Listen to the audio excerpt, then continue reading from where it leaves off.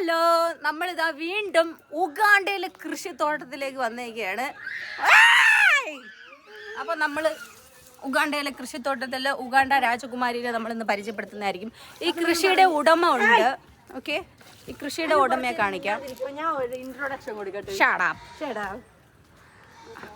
Madam madam എന്താണ് ഇവിടെ ചെയ്യുന്നത്? വെള്ളം ഒഴിക്കണം. എന്തിനു വെള്ളം?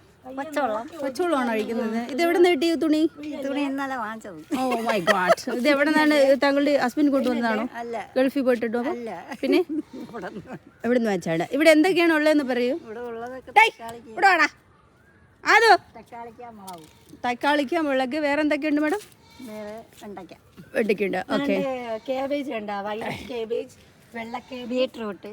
ഇത് ബീട്രൂട്ടാ? ബീട്രൂട്ട്. ഇവിടെ വന്നിട്ട് നമുക്ക് നല്ല ഉള്ളിന്റെ സംഭവം ഉണ്ട്. പിന്നെ എന്തൊക്കെയുണ്ട്? പിന്നെ അതാണ്ട് ഇതിനെന്ത് പറഞ്ഞപ്പോ ബീട്രൂട്ട്.